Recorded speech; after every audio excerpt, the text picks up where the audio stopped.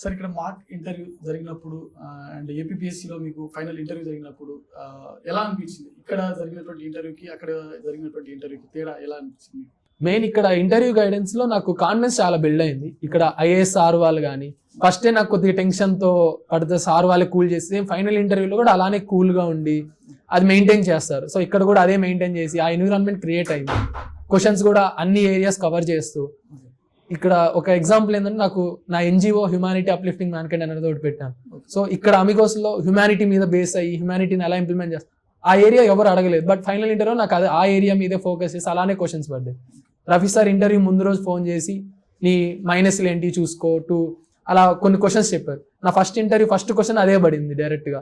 So అలా sir అవగాహన previous interviews ఇచ్చిన వాళ్ళ మీద తీసుకొని మనకి హెల్ప్ అవ్వడము. సో ఇక్కడ ఇంటర్వ్యూ గైడెన్స్ ప్రోగ్రామ్ అనేది అలా చాలా యూజ్ అయింది. నాకు చాలా క్వశ్చన్స్ ఫెమిలియర్ పడ్డాయి. రిజల్ట్ వచ్చినప్పుడు మీరు ఎక్సైజ్ సూపరింటెండెంట్ గా సెలెక్ట్ అయిన తర్వాత పేరెంట్స్ ఇద్దరు టీచర్లు సో రిజల్ట్ చూసిన తర్వాత వారి యొక్క రియాక్షన్ కానివ్వండి, మీ బ్రదర్ రియాక్షన్ కానివ్వండి, మీ రియాక్షన్ కానివ్వండి ఎలా అనిపించింది ఆ రోజు? చాలా హ్యాపీ. అంటే ఫస్ట్ అటెంప్ట్ కాబట్టి అంత హోప్స్ లేకుండా ఉండే, అంటే ఇంకా రాద్దాము ఏం కాదు అనే పాజిటివ్ మీద ఉండే. బట్ రిజల్ట్ అవ్వడం అది నేను పేరెంట్స్ తోనే ఉండడము రిజల్ట్స్ వచ్చిన టైంలో నైట్ పూట ఇంకా అసలు నైట్ అయితే నిద్ర లేదు చెప్పాలంటే. హ్యాపీ ఫోన్ కాల్స్ అంత హ్యాపీ. పేరెంట్స్ ఇద్దరు చాలా హ్యాపీ. అసలు మెమరబుల్ మూమెంట్. సార్ మీరు అశోక్ నగర్ ఈ సరౌండింగ్ వచ్చిన దాదాపు 2.5 years వరకు మీరు ప్రిపేర్ అయ్యారు.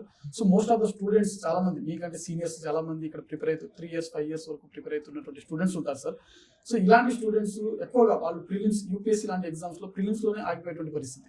వీరి యొక్క ప్రిపరేషన్ జర్నీలో చేసినటువంటి కామన్ మిస్టేక్స్ ఏంటి అని అంటే మీరు ఏమంటారు సార్?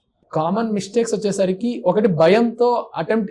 కొంతమంది టెస్ట్ సిరీస్ రాసేటప్పుడు మెయిన్స్ టెస్ట్ సిరీస్ రాసేటప్పుడు నేను రాయలేనేమో అని చెప్పి ఆగిపోతుంటారు. ఎవరో ఇప్పుడు మనల్ని ఎవరు జడ్జ్ చేయరు. సో ధైర్యంగా నువ్వు రాస్తేనే మన మిస్టేక్స్ మనకు తెలుస్తాయి.